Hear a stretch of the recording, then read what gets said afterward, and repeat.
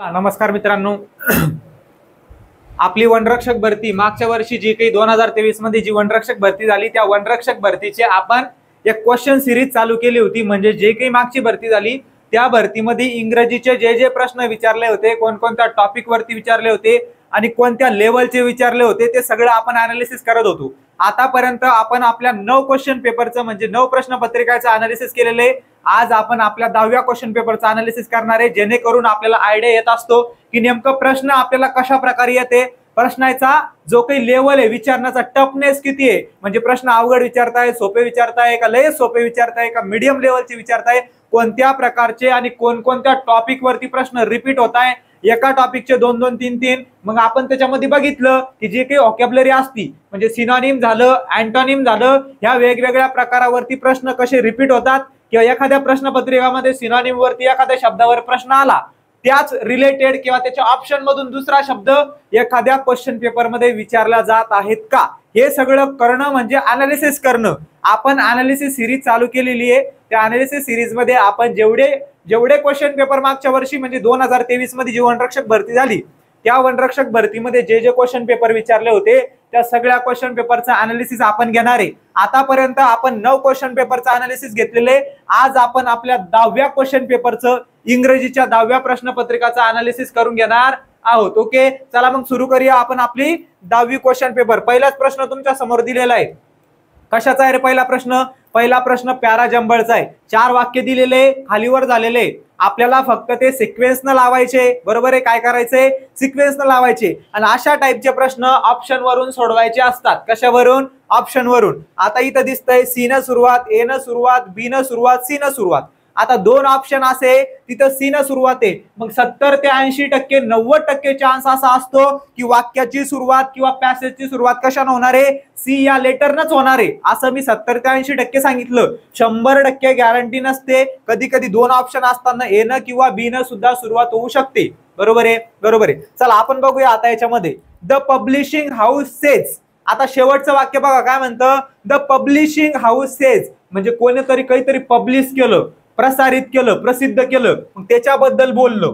बरोबर आहे? मग डायरेक्टली त्याच्याबद्दल बोलणार आहे करे? अगोदर तुम्हाला विषय माहिती पाहिजे, कोणत्या विषयावरती बोलल्या जाते ते माहिती पाहिजे, त्याच्यानंतर मग पब्लिशिंग हाऊस बद्दल बोलल्या जाणार आहे. बरोबर आहे? बरोबर आहे. म्हणजे डी न आपली सुरुवात होणार नाही, ते ऑप्शन मध्ये सुद्धा दिलेलं नाही. त्याच्यानंतर बघा आता सी मध्ये काय दिलं? कोइन्साइडिंग विथ वर्ल्ड बुक डे म्हणजे काय? जो काही जागतिक पुस्तक दिवस आहे, जागतिक पुस्तक दिनानिमित्त असा पहिल्या एवढ्या शब्दाचा अर्थ होत असतो. यानं वाक्याची सुरुवात होऊ शकते. चला पुढे अजून बघू आपण. The initiative includes a list of 10 best selling international fiction list titles. काय सांगितलं की 10 असे काहीतरी लिस्ट आहे म्हणे. पण मग आपल्याला विषय माहिती असल्यानंतर त्याची उदाहरणं आपण देत असतो, त्याची लिस्ट आपण देत असतो. पण इथं अगोदर विषय कळालाच नाही आपल्याला. मग विषय या वाक्यावरून कळालं का? अजून कळालेला नाही. चला पहिलं बघा.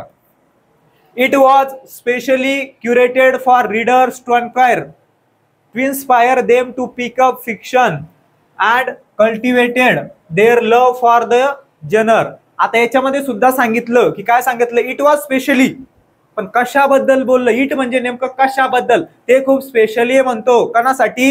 जे काही ज्यांना इमॅजिनेशन गोष्टी आवडत्या त्यांच्यासाठी. कसं आहे ते एकदम चांगल्या प्रकारचं काहीतरी लॉजिक आहे म्हणे, काहीतरी चमत्कारी गोष्ट आहे म्हणे. पण मग आपल्याला विषय इथून कळतोय का? इथून कळत नाही. मग विषय कोणत्या याच्यातून कळतोय? बघा व्यवस्थित बघा विषय कोणत्या याच्यामधून कळतोय. तर याचा विषय जो आहे कोणत्या याच्यामधून कळतोय बघा.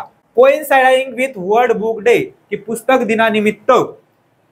पेंगिन रँडम हाऊस, एक पेंगिन रँडम हाऊस नावाचं एक काहीतरी आहे.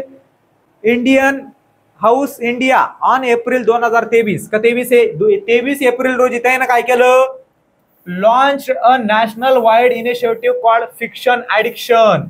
आता ऍडिक्शन म्हणजे काय रे? आपण म्हणतो तुला लय ऍडिक्शन झालं, त्या गोष्टीचं ऍडिक्शन झालं, त्या मुलीचं ऍडिक्शन झालं. ऍडिक्शन म्हणजे काय? ऍडिक्शन म्हणजे व्यसन होणं. आपल्याला जर एखाद्या गोष्टीचं व्यसन झालं तर आपण ऍडिक्शन म्हणत असतो. फिक्शन म्हणजे काय रे? फिक्शन म्हणजे इमॅजिनरी, कल्पना. फिक्शन म्हणजे काय? कल्पना.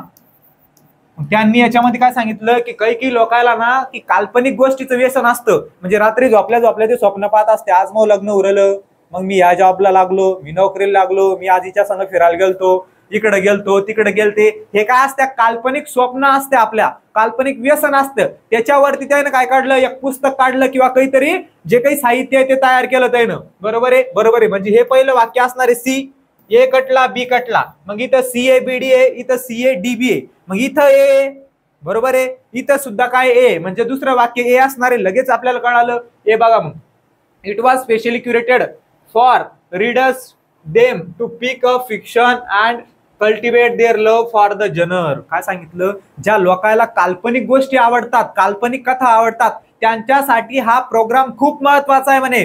कशामध्ये सांगितलं, 2 नंबरच्या वाक्यामध्ये सांगितलं. त्याच्यानंतर बघा, त्याच्यानंतर काय येणार आहे, त्याच्यानंतर आपण जर बघितलं, the publishing house says this book stair perfect starting points for the anyone looking to delve into the friction. काय सांगितलं, आता डी याच्यामध्ये सांगितलं की जे लोक काल्पनिक गोष्टी ज्या लोकांना आवडत असत त्यांच्यासाठी हे खूप खतरनाक आहे. बरोबर आहे, खूप चांगली गोष्ट आहे. त्याच्यानंतर बघा, आपण आता याच्या अगोदरचं कोणतं बी वाक्य बघू. The initiative includes a list of 10 best selling international fictions list. काय सांगितलं की जे काही इनिशिएटिव्ह आहे, ह्या कार्यक्रमाचा इनिशिएटिव्ह असा आहे म्हणे की त्यांना 10 असे काही साहित्य असो किंवा 10 पुस्तक असे तयार करायचे. कसे तयार करायचे, 10 best selling international fiction titles. म्हणजे ह्या कार्यक्रमाचा उद्देश कळाला की त्यांना असे 10 टायटल्स द्यायचे, की महत्वाचे 10 साहित्य द्यायचे की ते जगभरामधून बेस्ट पाहिजे. कशामध्ये, काल्पनिक गोष्टीमध्ये बेस्ट पाहिजे. कळतंय कळतंय कळतंय कळतंय कळतंय कळतंय. मग ह्या प्रश्नाचं बरोबर उत्तर काय असणार आपलं, सीए नंतर काय येणार आहे, D. The publishing house says this book stair perfect starting points to anyone looking into delve into the fiction. म्हणजे ह्या प्रश्नाचं आपलं बरोबर उत्तर काय असणार आहे, ऑप्शन नंबर ए, सीएडीबी असा आपला योग्य क्रम असणार आहे. चला पुढचा प्रश्न बघा रे. Select the most appropriate option of the given proverb. Proverb म्हणजे काय, प्रोवर्ब म्हणजे म्हण असतं, लक्षात ठेवायचं. जसं मराठीमध्ये म्हण असतात तशा इंग्रजीमध्ये सुद्धा काय असतात, म्हणी असतात. आता एक म्हण दिली आपल्याला इथं, कोणती, birds of a feather flock together. जर मी तुम्हाला सांगितलेले जे काही वाक्यप्रचार असो, म्हणी असो, जर आपण अर्थ काढायला गेलो तर वेगळा लागत असतो. काय केलं, अर्थ काढायला गेला तर वेगळा लागत असतो. बरोबर आहे, पण कधी कधी त्यांचा रियालिटी मधला अर्थ वेगळा असतो. सांगितलेलं आहे बघा. मग birds of a feather flock together. Birds म्हणजे काय, पक्षी. फिदर म्हणजे काय, पंख. फ्लॉक टुगेदर, फ्लॉक म्हणजे काय रे, उडणे. बरोबर आहे, म्हणजे याचा अर्थ होतो की पक्षाचे दोन्ही पंख एक साथ उडत असत्या, म्हणजे फडफड करत असत्या. बरोबर आहे, असा याचा अर्थ होत असतो. पण जर तुम्ही रियालिटीचा याचा अर्थ घ्यायला गेले, खरा याचा अर्थ असा होत असतो, एका माळीचे मणी. काय होत असतो, एका माळीचे मणी. लक्षात ठेवायची, वर रिपीट होत असती, एका माळीचे मणी.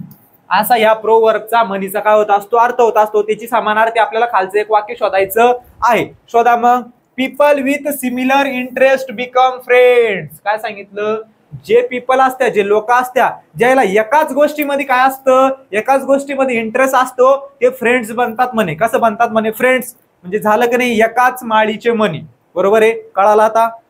या म्हणीचं बरोबर उत्तर काय असणार आहे, पीपल विथ सिमिलर इंटरेस्ट. ज्या लोकांना एकाच गोष्टीमध्ये काय असतो, इंटरेस्ट असतो, ते काय म्हणतात म्हणे, ते मित्र बनून जातात. म्हणजेच काय, एका माळीचे मणी ते बनून जात असतात.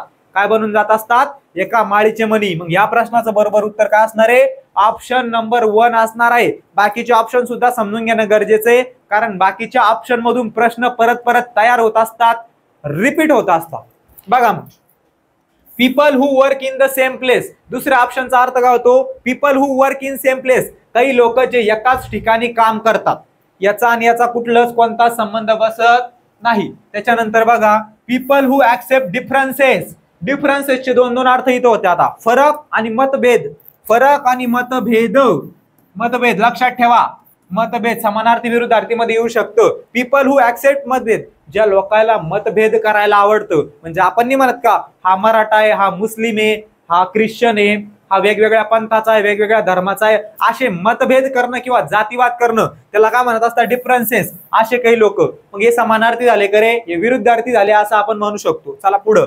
पीपल हु लुक अलाइक बिकम फ्रेंड्स. काय सांगितलं, अलाइक म्हणजे काय, अलाइक म्हणजे सारखे असणे, एक सारखे असणं. मग जे लोक एक सारखे दिसतात ते फ्रेंड्स असतात, ते मित्र बनतात किंवा असतात, असा शेवटच्या याचा काय होतं, अर्थ होतो. पण आपला याचा बरोबर उत्तर काय असणार आहे पहिलं, की people with similar interest become friends. जे काही पीपल असतात त्याला एकाच गोष्टीमध्ये इंटरेस्ट असतो, एकच गोष्ट आवडत असती, एकाच माळीचे मणी असतात, ते कसे असतात, हे फ्रेंड्स बनून जातात, मित्र बनून जातात. कळालं पहिल्या प्रश्नाचं उत्तर?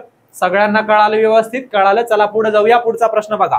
पुढच्या प्रश्नामध्ये स्पेलिंग एरर आपल्याला शोधायचंय. काय शोधायचंय? Spelling error. आपण जर पाहिलं, आता मी तुम्हाला सांगितलेलं आहे, स्पेलिंग एरर जर आला ना दादांनो, तर स्पेलिंग एरर मध्ये जे काही महत्वाचे शब्द असतात वाक्यामध्ये त्याच्यामध्ये स्पेलिंग एरर असतं. स्पेलिंग एरर साठी आपलं वाचन चांगलं असणं गरजेचं आहे आणि आपलं लेखन चांगलं असणं गरजेचं आहे. इंग्रजीचं, मराठीचं असून चालत नाही. कशाचं पाहिजे? इंग्रजीचं पाहिजे. चला बघूया. They stopped near an agriculture field for Sunil to enjoy the site.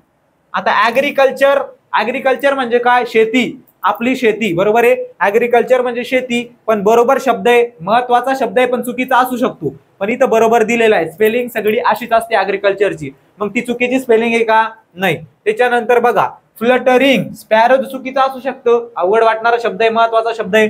त्याच्यानंतर फ्लटरिंग म्हणजे काय रे? तो आपण फ्लटरिंग म्हणजे फडफड करणं. काय करणं? फडफड करणं. लक्षात ठेवायचा शब्द. फ्लटरिंगची स्पेलिंग इथं चुकीची दिलेली आहे. फ्लटरिंगची स्पेलिंग असते FLU, डबल टी असतं. काय असतं? Double TERING, fluttering around. मग इथं जे काही आपलं उत्तर असणार आहे ते काय असणार आहे? Option number 4 is our correct answer, because the spelling of fluttering is given mistaken. इथं जी काही दिलेली स्पेलिंग आहे ती कशी दिलेली आहे? चुकीची दिलेली आहे. त्याच्यामुळे बरोबर स्पेलिंग काय असती? डबल टी असतं त्याच्यामध्ये, आणि एकच टी दिला म्हणून चुकीची स्पेलिंग काय असणार आहे? ही असणार आहे. वाक्याचा अर्थ काय होतो? They stop near an agriculture field, की एका शेतापाशी त्यांनी थांबवलं. काय थांबवलं? गाडी थांबवली असन, थांबवलं. फॉर सुनील, कोणासाठी? आता सुनील त्याचा लाडका आहे, सुनील साठी त्यानं एका शेतापाशी गाडी थांबवली. काऊन? सुनीलला एन्जॉय करणं होता. एन्जॉय काय करणं होता? Enjoy the slight of sparrows fluttering around. एका शेतापाशी काय चिमण्या उडत होत्या, चिमण्या बसत होत्या, चिमण्याची शाळा भरली होती. त्याच्यामुळं त्यांनी काय केलं? तिथं एका शेताजवळ गाडी थांबवली. समजलं? असा वाक्याचा अर्थ होतो. फ्लटरिंग म्हणजे फडफड करणे. फ्लटरिंगची स्पेलिंग चुकीची आहे. चला पुढे बघा. पुढचं, select the most appropriate option to fill in the blank. खाली आपण जर बघितलं तर आर्टिकल दिलेले म्हणल्यावर आर्टिकल वरचा प्रश्न आहे. बघा मग, गेट मी अ मिरर, मला एक आरसा दे. आरशाचे वेगवेगळे प्रकार असतात, बरोबर आहे. फिक्स गोष्ट आहे करे? आरसा फिक्स गोष्ट आहे का? इथं नाही. मग गेट मी अ मिरर, पुन्हा यम न स्टार्टिंग झालेला आहे, म्हणजे व्यंजनानं सुरुवात झालेली आहे. त्याच्यामुळे इथं काय येणार आहे? ए हे आर्टिकल येणार आहे. त्याच्यानंतर अ बोल ऑफ वॉटर. आपण जर म्हणत असलं की एक विशिष्ट घे कायच तरी, बोल म्हणजे काय?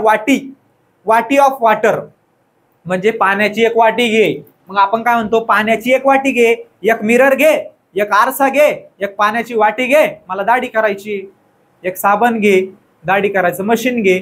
आपण काय म्हणत असतो? गेट मी अ मिरर, मला एक आरसा दे, एक असं म्हणत असतो बघा, एक पाण्याची वाटी दे. इथं काय येणार आहे? इथं सुद्धा एकच येणार आहे. एकच मागत असतो. पाण्याच्या वाट्या दोन मागू का? 2 पाण्याच्या वाट्या दे.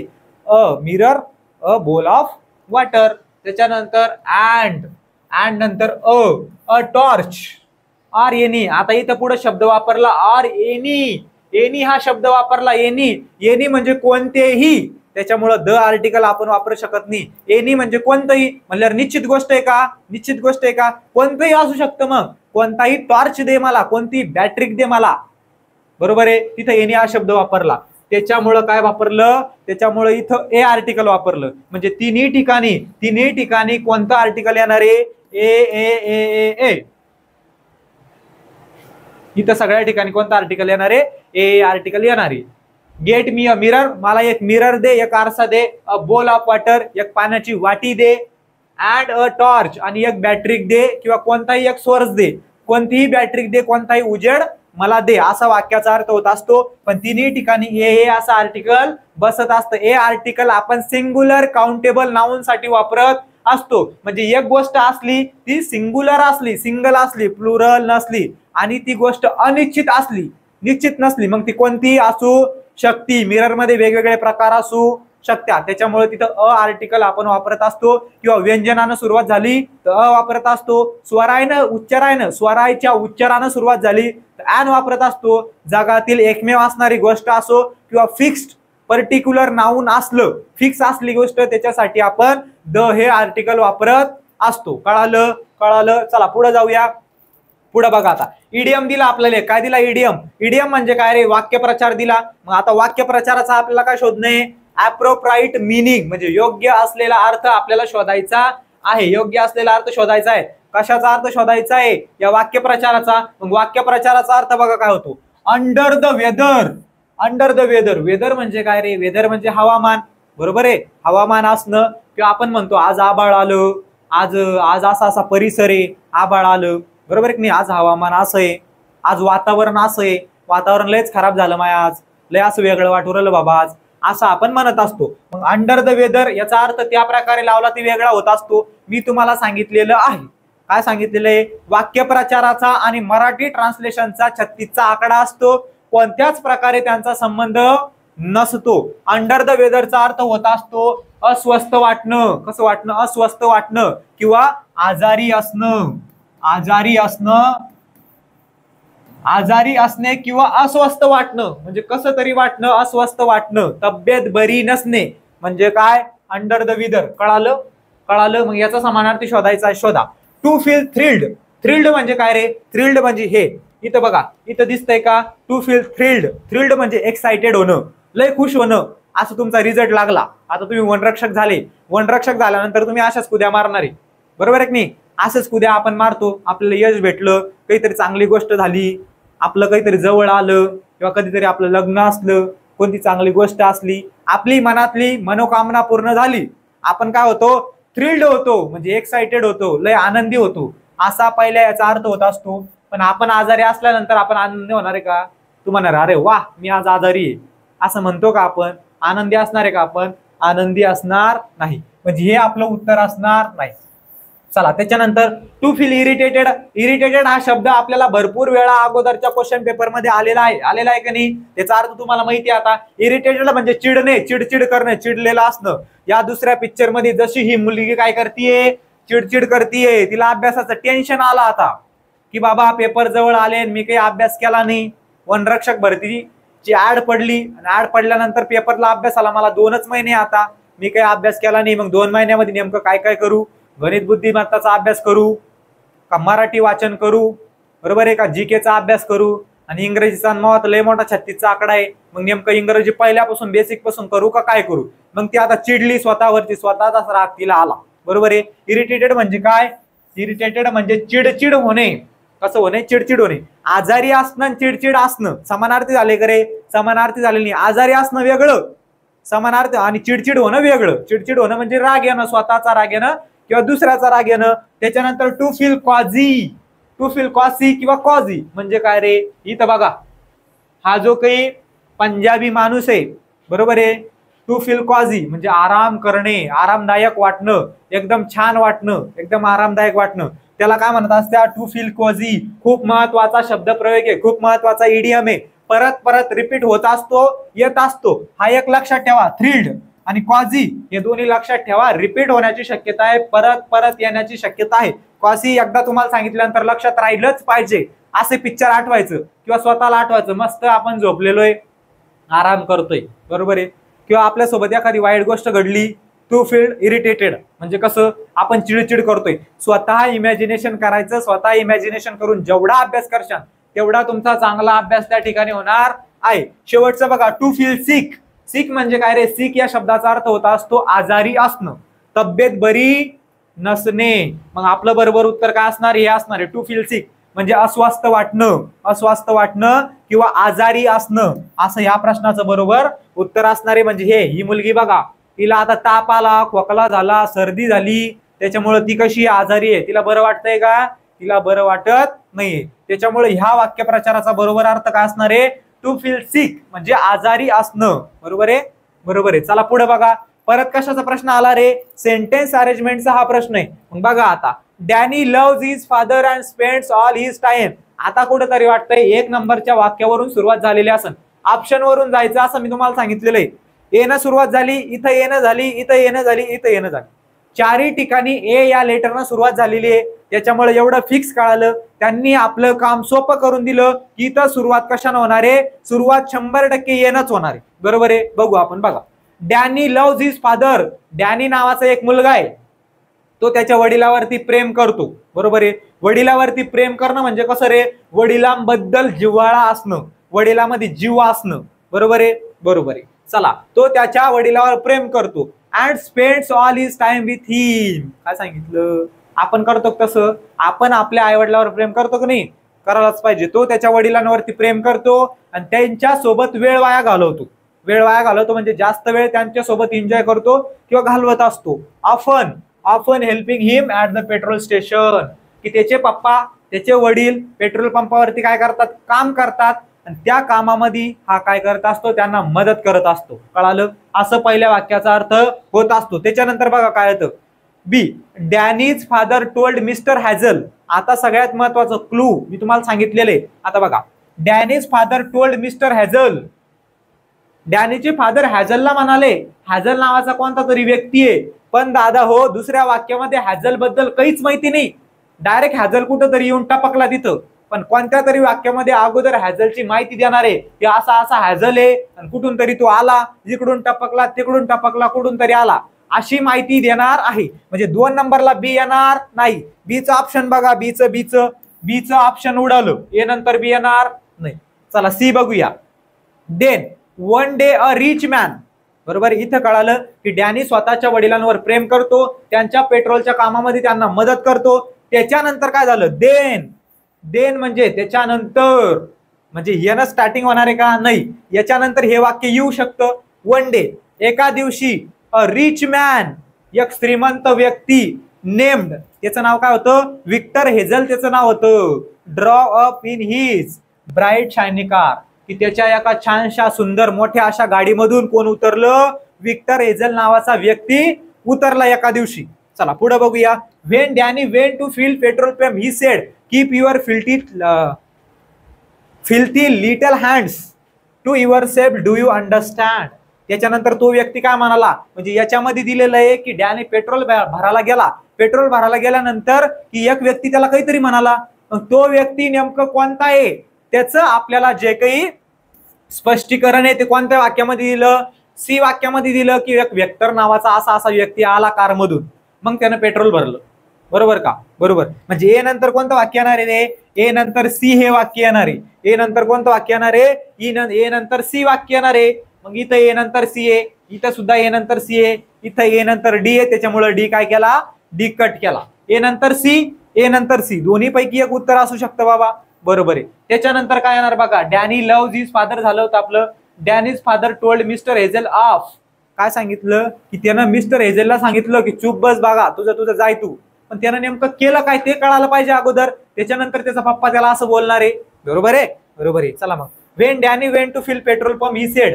ज्या वेळेस डॅनी त्याच्या गाडीमध्ये पेट्रोल भरत होता त्यावेळेस तो माणूस काय म्हणाला याला, कोणता माणूस, वेक्टर, युअर फिल्थी म्हणजे काय रे, घाण. PFILTHY, फिल्टी याचा अर्थ होत असतो घाण, गलिच्छ असणं, घाण असणं.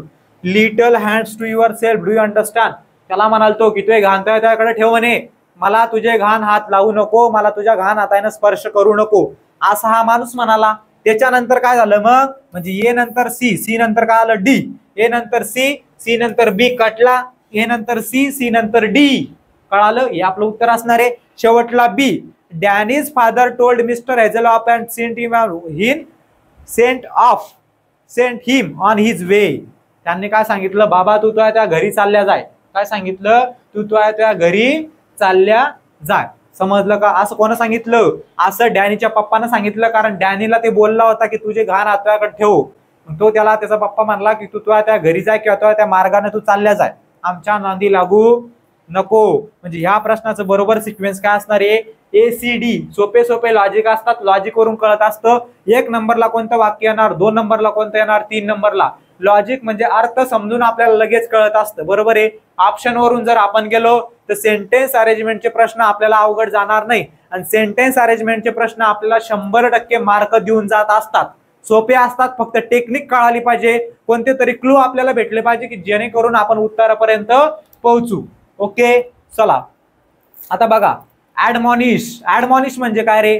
ऍडमॉनिश चला सांगूया.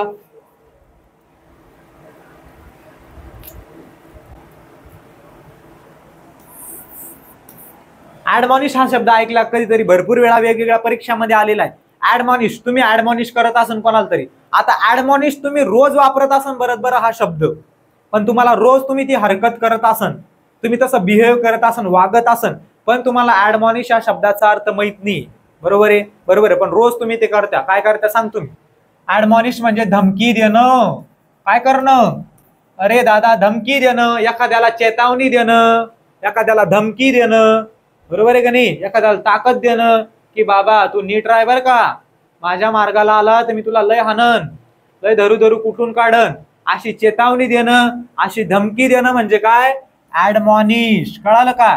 ऍडमॉनिशचा आपल्याला सिनॉनिम सांगितलेला आहे. बरोबर, तो एक मागे एक व्हिडिओ व्हायरल झाला होता बघा, की तुझ्या कानाखाली हाणू का, बरोबर आहे, मी तुला असं करन तसं करन. म्हणजे काय? आपण एखाद्याला काय देत असतो? धमकी देत असतो, चेतावणी देत असतो. तू जर माझ्या वाट्याला आला की बेटा तू गेला, असं आपण काय करत असतो? एखाद्याला धमकी देत असतो, तू नीट राह बर का. म्हणजे काय? त्याला म्हणत असते ऍडमॉनिश. हे शब्द पाठ असले पाहिजे, दैनंदिन जीवनामध्ये सुद्धा आपण ते यूज करू शकतो. त्याचा समानार्थी आपल्याला सांगितलेला आहे. मग त्याचा समानार्थी काय असतो? त्याचा समानार्थी असतो रेप्रिमेंड. काय असतो? रेप्रिमेंड असा काय असतो त्याचा समानार्थी? याचा अर्थ सुद्धा हाच होतो, धमकी देणं, एखाद्याला ताकद देणं की बाबा तू चुप राह, तू नीट राह, असं कर तसं कर. म्हणजे एखाद्यावर काय? प्रेशर देणं, त्याला काय म्हणत असत्या? रेप्रिमेंड असं म्हणत असत्या. कळालं? तो त्याचा समानार्थी असणार आहे. ऍडमिट म्हणजे काय रे? ऍडमिट म्हणजे मान्य करणं. काय करणं? मान्य करणं. ऍडमिट म्हणजे काय? मान्य करणं. हे बघा, ही बाई कशी हिला ताकीद देऊ राहिली, तिला सांगू राहिली, ती धमकी देऊ राहिली की तू जर उद्या खेळायला गेली, तू जर अभ्यास सोडला तर तुला मी पप्पाला फटके द्यायला लावण. अशी हिला काय देऊ राहिली? धमकी देऊ राहिली. जसे की आपले दोन शब्द आहे. बरोबर आहे, बरोबर आहे. ऍडमिट म्हणजे काय रे? मान्य करणं. ऍडमिट म्हणजे काय? मान्य करणं. एखादी गोष्ट मान्य करणं, कोणाचा प्रस्ताव मान्य करणं. एखाद्यानं आपल्याला काय आणलं, आपल्याला एखादं काहीतरी भेट आणली, मग आपण तो मान्य करत असतो की दे बाबा. स्वीकार करणं किंवा मान्य करणं म्हणजे काय? ऍडमिट करणं. कळालं? कळालं. चला फ्रेज. फ्रेज हा शब्द अगोदर भरपूर वेळा आलेला आहे. ऍडमिट सुद्धा आलेला आहे. कशामध्ये? सिनॉनिम अँटोनिम मध्ये आलेला आहे का नाही? अगोदर आपण 9 क्वेश्चन पेपर मध्ये घेतलं. 9 क्वेश्चन पेपर मध्ये तुम्ही फ्रेज हा शब्द बघितला, ऍडमिट हा शब्द सुद्धा बघितला. मग मी असं फेकत नाही, तुम्हाला परत परत सांगत असतो की हे जे सिनॉनिम आहे, ऑप्शन मधले सिनॉनिम आहे, किंवा याचा जो अर्थ आहे, याच्या अर्थाचे वेगवेगळे शब्द आहे, त्याचे विरुद्धार्थी शब्द आहे, ते रिपीट होत असत्या. काय होत असत्या? परत परत येत असत्या, परत परत विचारत असत्या. त्याच्यामुळं काय सांगितलं तुम्हाला मी? की आपण काय केलं पाहिजे? काय केलं पाहिजे? त्या शब्दाला चांगल्या प्रकारे अनालिसिस केलं पाहिजे, त्या शब्दाचा चांगल्या प्रकारे अभ्यास केला पाहिजे. फ्रेज म्हणजे काय रे? फ्रेज म्हणजे प्रशंसा करणे.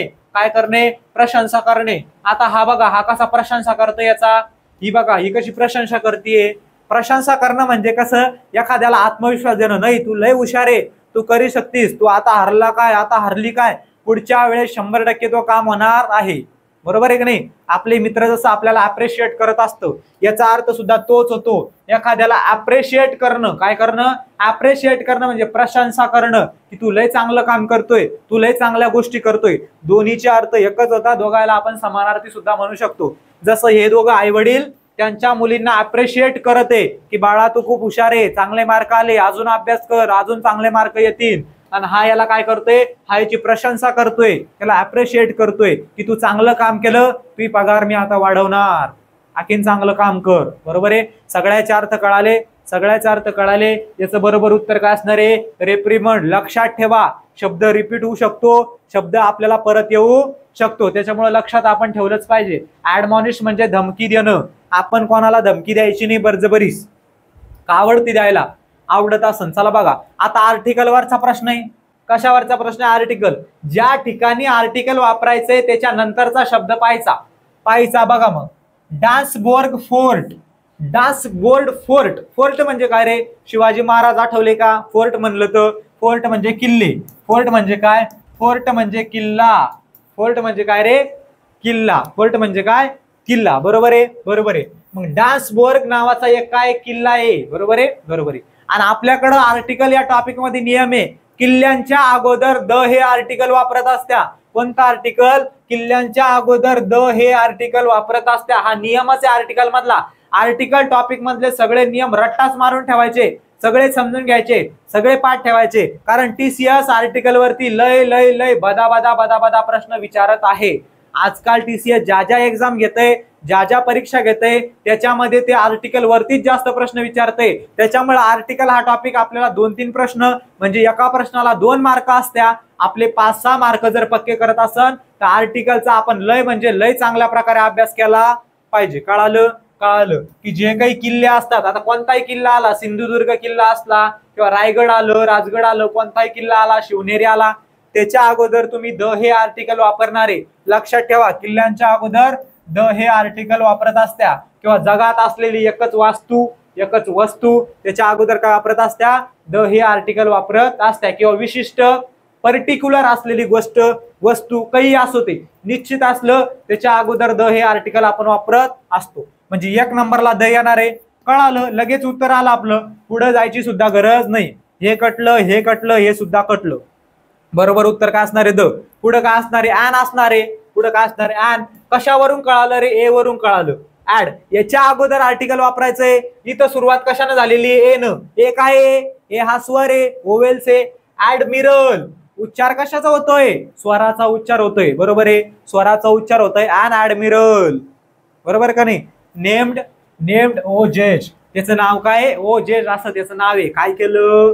दिस is the Dansberg fort built by. एक अशा नावाचा किल्ला आहे. कोणत्या? डान्सबर्ग नावाचा एक किल्ला आहे. तो कोण बांधलेला आहे? तो एक ऍडमिरल आहे. ऍडमिरल कोणाला म्हणत असत्या? जो काही नेव्हीचा हे असतो हेड, त्याला म्हणत असत्या. की त्यानं काय केलेलं आहे? त्यानं या ओ जेजनं तो किल्ला बांधलेला आहे, असं याचा काय होत असतो? पूर्ण वाक्याचा अर्थ होत असतो. कळालं?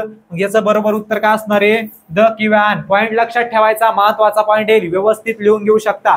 किल्ल्यांच्या अगोदर द हे आर्टिकल आपण वापरत असतो. चला पुढे जाऊया, पुढे जाऊया, पुढे जाऊया. काय सांगितलं रे? One word substitution. काय सांगितलं? याच्या खाली काय होतं?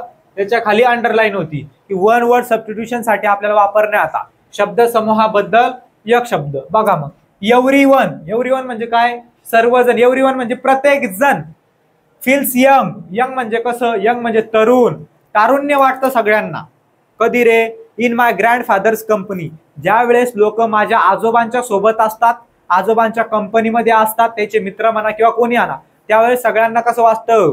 सगळ्यांना कसं वाटतं? असं नाविन्यपूर्ण वाटतं किंवा तारुण्य पण आलं असं वाटत असतं.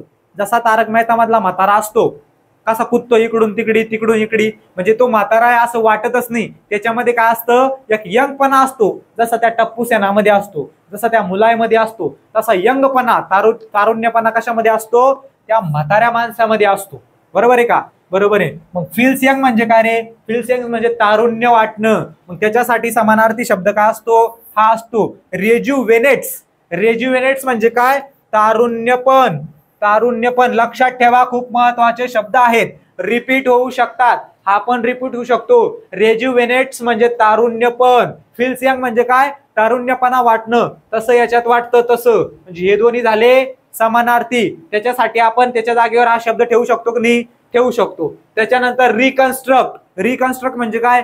परत बांधणं, रिबिल्ड करणं, परत बांधणं, परत कन्स्ट्रक्शन करणं, उभारणी करणं, त्याच्यासाठी रिकन्स्ट्रक्शन. आणि मॉडर्नज. मॉडर्निज. मॉडर्निज म्हणजे काय? आधुनिकता आणणं. मॉडर्न म्हणजे काय? आधुनिक. आपण म्हणतो मॉडर्न हिस्ट्री, आधुनिक इतिहास, तसं आधुनिकता म्हणजे मॉडर्निज. आणि आपलं रिनोव्हेट्स. रिनोव्हेट्स म्हणजे नूतनीकरण करणं. आपण म्हणतो आता की माझं जे काही एखादी वस्तू आहे, माझं आधार कार्ड मला रिन्यू करायचंय, किंवा माझं एखादं एटीएमचं कार्ड आहे मला रिन्यू करायचंय, किंवा आमच्या घराला आम्हाला रिन्युएशन करायचंय म्हणतो का नाही, किंवा कलर द्यायचा आहे, त्याला काय म्हणत असतं? नूतनीकरण करणं. म्हणजे काहीतरी त्याच्यामध्ये काय करणं?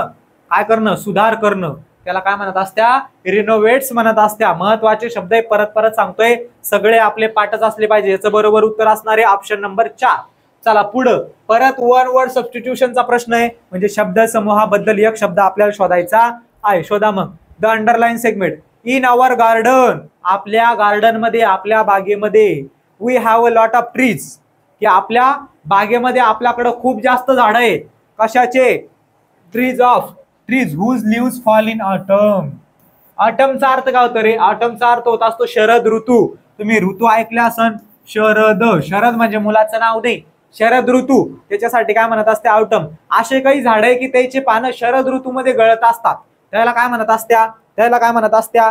त्यांना काय म्हणत असत्या? त्यांना डिसिडस ट्रीज म्हणत असत्या. म्हणजेच मराठीमध्ये त्यांना पानझडी. काय रे बाबा? पानझडी वने किंवा पानझडी झाडे असं म्हणत असत्या. कशामध्ये? मराठीमध्ये किंवा आपल्या भौगोलिक भाषेमध्ये. तुम्ही जीकेचा अभ्यास करता करता हे ऐकलं असं. मग पानझडी जे काही झाडं असतात त्याचे पानं गळत असतात. कधी? शरद ऋतूमध्ये गळत असतात. कळालं? त्याच्यानंतर कोनिफेरस. कोनिफेरस म्हणजे काय रे? कोन म्हणजे ज्याचा आकार कोणासारखा असतो. कोणासारखा आकार असणारे झाडं म्हणजे कोणते झाडं? Coniferous trees. कळालं? कळालं. पुढं अल्पाईन ट्रीज. अल्पाईन ट्री हे पर्वतरांगांमधले मोठमोठे असणारे झाड आहे. त्यांना मराठी शब्द सुद्धा तोच आहे, अल्पाईन असंच त्यांना मराठीमध्ये म्हणत असत्या. त्याच्यानंतर एव्हरग्रीन म्हणजे कसं? एव्हरग्रीन म्हणजे नेहमी ग्रीन असलेले. नेहमी कसे असलेले? नेहमी हिरवे असलेले. तुम्ही तो शब्द ऐकला सुद्धा असेल जीके मध्ये. सदाहरित वने, पानझडी वने, सदाहरित वने ऐकलं का नाही? जीकेचा अभ्यास करत असन आणि वनरक्षकचा अभ्यास करत असन तर हे तर तुमच्या डोळ्या खालून तुमच्या कानामध्ये तर 4-4 वेळा तुम्ही ऐकला असं नाही, 10-10 वेळा ऐकला असन. सदाहरित वने त्यालाच इंग्रजीमध्ये काय म्हणत असत्या? एव्हरग्रीन ट्रीज म्हणत असत्या. आणि जे काही शरद ऋतूमध्ये ज्या झाडाची पाने गळतात त्यांना काय म्हणत्या? त्यांना डिसिडस. डिसिडस ट्रीज म्हणजेच पानझडी वने, पानझडी जन म्हणत असत्या. म्हणजे या प्रश्नाचं बरोबर उत्तर ऑप्शन नंबर 1 आपला असणार आहे. चला पुढे जाऊया, पुढे जाऊया. Select the most appropriate antonym. अरे सर काय दिलं तुम्ही ना? काय दिसतंय? काय दिसतंय? हा आपला लहानपणचा फोटो आणि हा आपल्या लहानपणीच्या लंगोटिया यारचा फोटो दिसतोय का? इथं आता हा तू आहे, तू म्हणा किंवा मी म्हणा, लहानपणी आपण असंच होतो. कसं राहायचो आपण लहानपणी? असंच राहायचो, गलिच्छ. कसं राहायचो? गलिच्छ राहायचो म्हणजे घाणेरडं आपण राहायचो. कधी दात घासणं नाही, आंघोळ करणं नाही, 7-7 दिवसाला आंघोळ, असं लहानपणी आपण वागायचो. बालपण आपलं होतं. बरोबर आहे? बरोबर आहे. मग इथं काय दिलं आता? गलिच्छ. म्हणजेच काय रे? आपल्याला ज्या शब्दाचा विरुद्धार्थी शब्द विचारलेला आहे म्हणजे स्क्वॉलिड, खूप महत्वाचा शब्द आहे. TCS भरतीमध्ये मागच्या झालेल्या तलाठी भरतीमध्ये सुद्धा हा प्रश्न विचारला होता. शब्द खूप वेळा विचारत असतात. स्क्वॉलिडचा अर्थ होत असतो घाणेरडा. घाणेरडा असणं, घाण असणं, गलिच्छ असणं म्हणजे काय रे? स्क्वॉलिड. कळालं? त्याचा विरुद्धार्थी काय असणार आहे? मग घाणेरडाच्या विरुद्धार्थी काय असणार आहे? चांगला, स्वच्छ, शुद्ध. मग त्याचा विरुद्धार्थी शब्द काय असणार आहे? प्युअर. काय असणार आहे? प्युअर. प्युअर म्हणजे शुद्ध. आपण नाही म्हणत का काय प्युअर आहे बाबा, तू लय प्युअर आहे, हे लय प्युअर आहे, प्युअर आंबे, प्युअर आयटम आहे, असं काय म्हणत असतो? आपण म्हणत असतो. म्हणजे कसं? शुद्ध आहे, एकदम चांगलं आहे, शुद्ध आहे. याचा विरुद्धार्थी काय असणार आहे? प्युअर असा असणार आहे. बाकीचे शब्द म्हणजे डर्टी. डर्टी म्हणजे सुद्धा घाण. डर्टी आपण नाही म्हणत का तो लय डर्टी आहे, ती लय डर्टी आहे. म्हणजे काय? डर्टी असणं, घाण. डर्ट म्हणजे कचरा, घाण. डिग्नी, डिनगी. डिग्नी किंवा डिनगीचा अर्थ सुद्धा हाच होत असतो, घाण, कचरा असणं, घाण असणं. आणि ग्रीमी हे तिन्ही समानार्थी शब्द आहे. डर्टी, डिनगी आणि ग्रीमी. आणि त्याच्यासोबत हा त्याचा भाऊ स्क्वॉलिड. हे सगळे समानार्थी शब्द आहे. सगळ्याचा अर्थ होत असतो घाण असणं. कसं असणं? घाण असणं. सगळे शब्द व्यवस्थित पाठ करायचे. सगळ्या शब्दाचा काय करायचा? व्यवस्थित सगळे शब्द लक्षात द्यायचे. कळालं? कळालं? कळालं? कळालं. म्हणजे याचा अर्थ अजून होत असतो मातीनं माखलेला किंवा गटर, जे काही आपलं हे असतं चिखल असतो, चिखलानं माखलेला, चिखल अंगाला लागलेला, चिखलानं भरलेला, असा सुद्धा. म्हणजे सगळ्याचा अर्थ आपण घाणच म्हणू शकतो किंवा घाणच होत असतो. जसं हे कसे बघा, समजलं का? म्हणजे याचा विरुद्धार्थी किंवा याचा समानार्थी काय असणार आहे? प्युअर असणार आहे. कळालं? हे शब्द आपल्याला परत परत रिपीट होत असतात. तुम्हाला ग्रीमी हा शब्द सुद्धा मागं 1-2 वेळेस आलेला आहे. आणि स्क्वॉलिड, स्क्वॉलिड, स्क्वॉलिड हा शब्द तर भरपूर वेळेस आलेला आहे. त्याच्यामुळे हे सगळे शब्द पाठच आपल्याला ठेवावे लागणार आहे, कारण त्याच्यानंतर आपल्याला ते रिपीट झाले तर त्याचं बरोबर उत्तर आलं पाहिजे. Select the most appropriate option to fill in the blank. His fame. Fame म्हणजे काय रे? आपण म्हणतो तो फेम आहे, तो फेमस आहे, बरोबर आहे की नाही? तो कसा आहे? फेमस आहे. फेम म्हणजे प्रसिद्धी. मग हिज प्रसिद्धी, चला त्याची प्रसिद्धी कॅरीड हिम. तो आज एवढा प्रसिद्ध झालेला आहे की त्याची प्रसिद्धी आज त्याला म्हणजे काय येणार आहे? Carried him across, across the globe. हा असा एक शब्द प्रयोग आहे. कोणता? Across the globe, sorry globe. Across the globe म्हणजे काय रे? जगभर.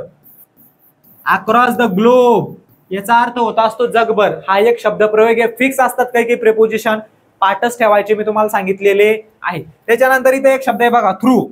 इथं थ्रू सुद्धा येऊ शकतं. Through the globe, sorry globe नाही, ग्लोब. थ्रू द ग्लोब याचा अर्थ काय होतो असतो, जगात, जगामध्ये. बरोबर आहे, त्याचा अर्थ सुद्धा तोच होतो. पण आपल्याला आता ह्या उत्तरामध्ये आणि ह्या उत्तरामध्ये कन्फ्युजन होणार आहे.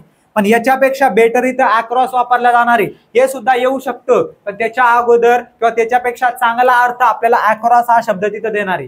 कारण जगभर म्हणायचंय, तो जगभर फेमस झाला, त्याची प्रसिद्धी, त्याची असलेली ओळख त्याला जगभर घेऊन गेली. मग अक्रॉस द ग्लोब म्हणजे जगभर.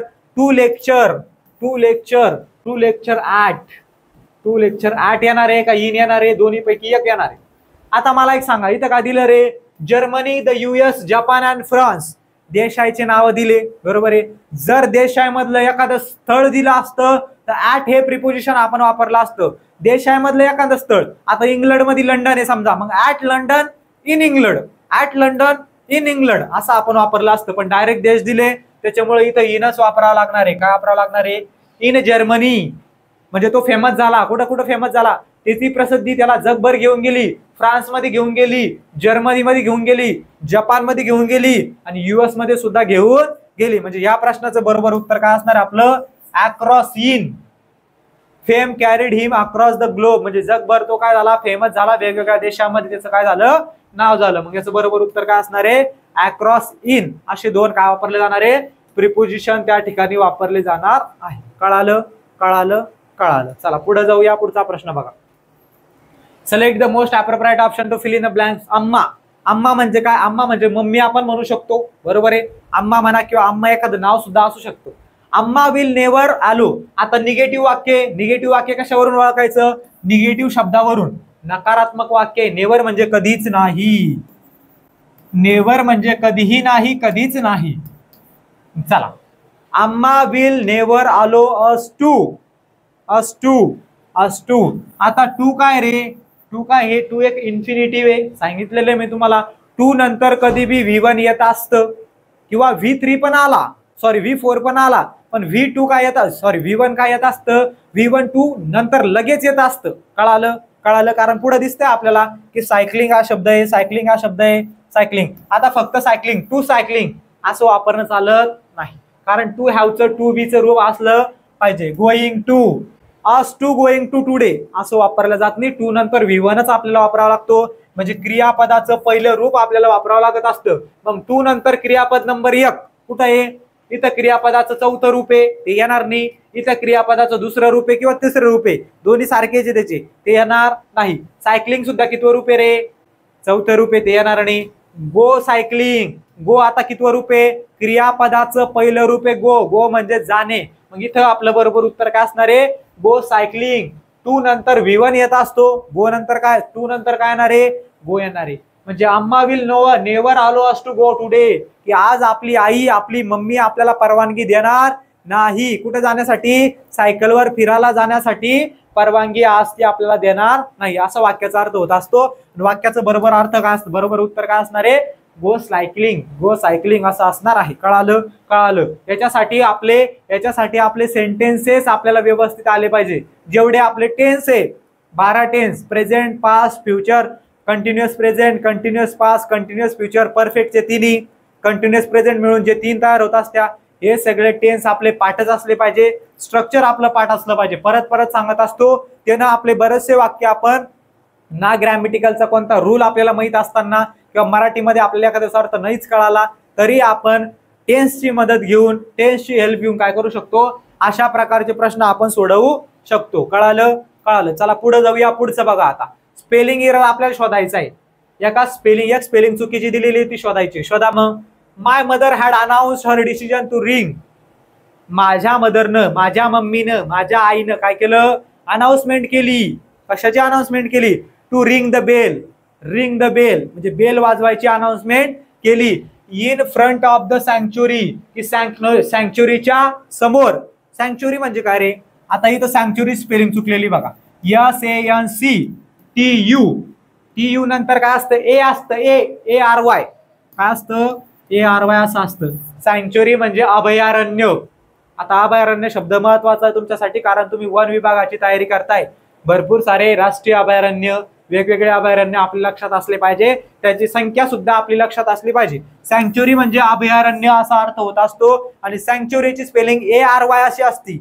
इथं काय दिलं, इथलचा ए ना खाऊन घेतला, इथलचा ए काय केला, खाऊन घेतला. म्हणजे इथं काय असणार आहे, सँक्च्युरी अशी स्पेलिंग दिलेली पाहिजे होती, तशी दिलेली नाही. ऑप्शन मध्ये सुद्धा बघा हे खाऊन घेतला, त्याच्यामुळे हे आपलं बरोबर उत्तर असणार आहे. अनाऊन्स करणं म्हणजे काय, जाहीर करणं. तिनं जाहीर केलं कशाच्या समोर, कशाच्या समोर, अभयारण्याच्या समोर, की ऑस्पिशियस टाइम.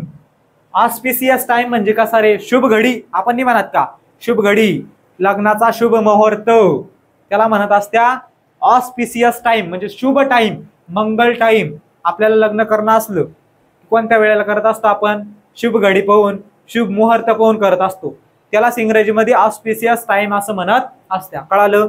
या प्रश्नाचे बरोबर उत्तर काय असणार आहे, सँक्च्युरी असं असणार आहे. त्याची स्पेलिंग यांनी इथे चुकीची दिलेली आहे. कळालं. कळालं. चला पुढे बघा, परत शब्द आला, परत याच्यावरती प्रिपोजिशन किंवा ज्याला आपण कंजक्शन म्हणत असतो त्याच्यावरती प्रश्न आला. बघा, select the most appropriate option to fill in the blanks. I found it ironical. मला वेगळंच वाटलं म्हणे. मला कसं वाटलं, आय फाउंड इट आयरॉनिकल म्हणजे कसं, मला वेगळंच वाटलं. काय वेगळं वाटलं, dash dash a man, that a man. इथं काय येऊ शकतं, दॅट येऊ शकतं. मग इथं दॅट आहे, इथं दॅट आहे. विच आपण वस्तूसाठी वापरत असतो, माणसासाठी वापरत नसतो. विच येणार नाही. I found it ironical while a man असं सुद्धा येणार नाही. त्याच्यानंतर पुढे जाऊया. आपण दुसऱ्या शब्दावरून याचं उत्तर ठरवू शकतो. कसं ते पण सांगतो बघा. I found it ironical that a man much older than me. असं मला वेगळंच वाटलं की एक माझ्यापेक्षा जास्त वयस्कर असलेला माणूस आहे. त्यानं काय केलं बघा, आता would always be asking me of my well being. काय सांगितलं की मला वेगळंच वाटतंय की एक म्हातारा माणूस आहे, तो मला विचारतो की तू कसा आहे, तू चांगला आहे का. म्हणजे माझ्या चांगलेपणाविषयी तो मला विचारतो की तू चांगला आहे का, तुझी तब्येत बरी का, म्हणजे माझी काळजी घेतो. Instead of me asking about his. म्हणजे मी त्याचं विचारत नाही, माझं विचारण्याऐवजी तो माझं विचारतो. आता तो बुजुर्ग आहे, तो म्हातारा आहे, त्याच्यामुळे मी त्याचं विचारायला पाहिजे की तुमचं हाल कसं आहे, तुम्ही चांगले आहे का, बेहाल आहे का, तुमची तब्येत बरी नाही का, काय कसं आहे. ते मला विचारण्याऐवजी ते विचारण्याऐवजी त्याच्यासाठी आपण काय वापरत असतो, इन्स्टेड आपण वापरत असतो. मग जर आपण वाक्याचा अर्थ काढला तर इथे इन्स्टेड यायलाच पाहिजे. काय यायला पाहिजे, इन्स्टेड हा शब्द यायलाच पाहिजे किंवा स्टँड्स फॉर यायला पाहिजे. स्टँड्स फॉर म्हणजे सुद्धा काय होतं, च्याऐवजी, आणि इन्स्टेडचा अर्थ सुद्धा काय होतो, च्याऐवजी. मग याचं बरोबर उत्तर काय असणार आहे, ऑप्शन नंबर 1 नंबरला येणार आहे दॅट, आणि 2 नंबरला म्हणजे दुसऱ्या रिकामी जागी काय येणार आहे, इन्स्टेड येणार. कळालं. अर्थावरून सुद्धा आपण जाऊ शकतो की कुठं नेमकं काय वापरत असत्या, काय वापरल्या जाऊ शकतं. कळालं सगळ्यांना. कळालं. आज आपण झाली का हो, झालेली आहे. आज आपण आपली 10वी क्वेश्चन पेपर घेतली. याच्या अगोदर आपण 9 क्वेश्चन पेपर पाहिल्या. 9 क्वेश्चन पेपर मध्ये सगळं अनालिसिस व्यवस्थित मी तुम्हाला सांगितलेले, कशा प्रकारे प्रश्न आले, काय आले, कसे येत आहे, सगळं आयडिया तुम्हाला आला असन. आता कोणकोणत्या टॉपिक वरती प्रश्न येतोय ते सुद्धा तुम्हाला कळालं असन. कळालं का नाही दादा हो, ते कळणं गरजेचं आहे. नुसतं चालू आहे म्हणून चालू आहे. कीर्तन तसं चालू असतं, चालू द्यायचं नसतं. कीर्तनात जाऊन काहीतरी बोध घ्यायचा असतो, काहीतरी शिकायचं असतं. तसं लेक्चरचा अनालिसिस मधून, क्वेश्चन पेपर अनालिसिस मधून काहीतरी शिकायचं असतं. म्हणजे काय शिकायचं असतं, कोणत्या टॉपिक मधून प्रश्न येतोय, कशा प्रकारे प्रश्न येतोय, आणि कोणत्या टॉपिक वरती परत प्रश्न पडतोय. प्रिपोजिशन वरती प्रश्न पडतोय, मग कोणत्या प्रिपोजिशन वरती जास्त प्रश्न पडतोय, मग त्या प्रिपोजिशनचा आपण अभ्यास केला पाहिजे. हे सगळं आपल्याला व्यवस्थित आलं पाहिजे. समजलं सगळ्यांना व्यवस्थित. 10 नंबरची क्वेश्चन पेपर आपण आज घेतली. क्वेश्चन पेपर अनालिसिस करणं खूप गरजेचं असतो.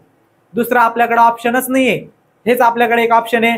कारण पेपर काही ना मी काढत असतो, ना आपल्याला कधी स्वप्न पडत असतं, ना काही मी देवे, ना कोणतेच क्लासवाले, ना आम्ही असो, ना कोणत्या क्लासवाले असो, त्यांना माहित नाही राहत की पेपर कसा निघणार एक्झॅक्टली. माहित राहतं का, ते फक्त काय करू शकता, जे काही मागचे झालेले प्रश्न आहे, मागचे झालेली जी काही भरती आहे त्याच्यावरून आपण ठरवू शकतो. त्या TCS पॅटर्न मधून आपण ठरवू शकतो की नेमकं परीक्षा पुढे कशी होणार आहे, कोणते प्रश्न येणार आहे, कशा प्रकारे, फक्त कशावरून, अनालिसिस वरून. त्याच्यामुळे जेवढा झालेला क्वेश्चन पेपर आहे त्याचं अनालिसिस करणं गरजेचं आहे. इथं कोणीच देव नाही, ना आम्ही देवे, ना दुसऱ्या क्लासेस वाले देवे, ना आपला आवडता मित्र जो आपल्याला गाईड करत असतो तो सुद्धा देव आहे असं नाही. ते कोणालाच माहित नाही की क्वेश्चन कसा सेट असतो, क्वेश्चन कसा सेट होणार आहे, कोणते प्रश्न येणार आहे. जर आपल्याला माहिती असलं तर तू 100 पैकी 100, 120 पैकी 120 मार्क घेतल्याशिवाय राहणार नाही. त्याच्यामुळे सांगतोय मी की जे काही झालेले क्वेश्चन पेपर आहे तोच एक ऑप्शन आपल्याकडे, याला दुसरा साइड बी नाही, दुसरा ऑप्शन नाहीये. त्याच्यामुळे त्याच क्वेश्चन पेपरचं चांगल्या प्रकारे विश्लेषण करणं खूप गरजेचं आहे. कळतंय समजते. व्होकॅब्युलरीवरती जास्त फोकस करायचा आहे, कारण व्होकॅब्युलरीवरती जास्त प्रश्न येत आहे. वन वर्ड सबस्टिट्यूशन परत येत आहे, सिनोनिम येत आहे. सिनोनिम मधले आपण पाहिलं सिनोनिम काय होतंय. अरे दादा सिनोनिम काय होतंय, रिपीट होतंय. सिनोनिम वेगवेगळे रिपीट होत आहे. क्रुएल हा शब्द रिपीट झाला, बरोबर आहे. ग्रीड हा शब्द रिपीट झाला. ग्रीड शब्दाचा अर्थ काय होतो, लालची असलेला व्यक्ती. रिपीट झालं. जे काही इरिटेटेड शब्द आहे तो रिपीट झाला. म्हणजे वेगवेगळे शब्द रिपीट होत आहे, ते आपल्याला कळायला पाहिजे. रिपीट होत आहे तर मग पाठच करून टाकायचं, रट्टा मारल्याशिवाय पर्याय नाही. वोकॅब्युलरी काही आपल्याला समजत असते, अर्थावरून आपण जात असतो, पण काही आपले वाक्यप्रचार झाले. आता वाक्यप्रचाराचा अर्थ आपण वेगळा असतो. तिथे एग वन असा अर्थ होतो बघा, एग ऑन.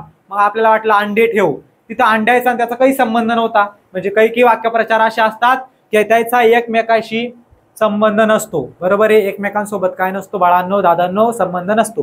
त्याच्यामुळे आपल्याला ते रट्टा मारावंच लागणार आहे, पाठच करावं लागणार आहे. व्होकॅब्युलरी खूप म्हणजे खूप मोठी आहे. एवढी मोठी डिक्शनरी तुम्ही 2 प्रश्न करता, 10 प्रश्न करता पाठ करून गरजेचं नाही. झालेले प्रश्न आहे, जे प्रश्न काढणारे असतात त्यांना सुद्धा कळतं की आपण कुठेतरी 7-8 प्रश्न टाकणारे. 7-8 प्रश्नासाठी आपण यांना पूर्ण व्होकॅब्युलरी पाठ करायला लावू शकत नाही, तेवढे आपल्यामध्ये क्षमता नसते. त्याच्यामुळे जे झालेले पेपर आहे, जे झालेले प्रश्न आहे त्याच्याच रिलेटेड ते काय करत असत्या, शब्द तयार करत असत्या, ते टाकण्याचा प्रयत्न करत असत्या. किंवा TCS न घेतलेल्या वेगवेगळ्या परीक्षा आहे, वेगवेगळ्या भरती आहे, त्याच्यामधून अनालिसिस केल्यानंतर आता आपणच 10 क्वेश्चन पेपरचं अनालिसिस केलं, त्याच्यामधून आपल्याला कळालंच असं कसं रिपीट होतंय, कोणकोणते सिनोनिम रिपीट होत आहे, कोणकोणते अँटोनिम रिपीट होत आहे, कोणकोणते वन वर्ड रिपीट होत आहे, कशाचं कशामध्ये घुसतंय. जिकडे सिनोनिम विचारलं होतं तिकडे रिपीट झालं, जे वन वर्ड मध्ये विचारलं होतं ते सिनोनिम मध्ये आलं. म्हणजे यायचं काय असतं, असं कनेक्शन असतं काहीतरी, बरोबर की नाही. ब्लड रिलेशन असतं त्याचं काहीतरी, कोणतं कुठेही घुसतं. त्याच्यामुळे आपल्याला कोणत्या प्रश्नाची मदत कुठं होणार आहे सांगता येत नाही. त्याच्यामुळे प्रत्येक प्रश्न आपण चांगल्या प्रकारे अनालिसिस केलं पाहिजे. ओके, 10 क्वेश्चन पेपर आपल्या आजपर्यंत झालेले आहे. 10 क्वेश्चन पेपर घेतल्या. उद्या आपण आपले 11वी क्वेश्चन पेपर घेणार आहोत. ओके, चला थांबूया. सगळ्यांना व्यवस्थित समजलं का? समजलं सगळ्यांना व्यवस्थित?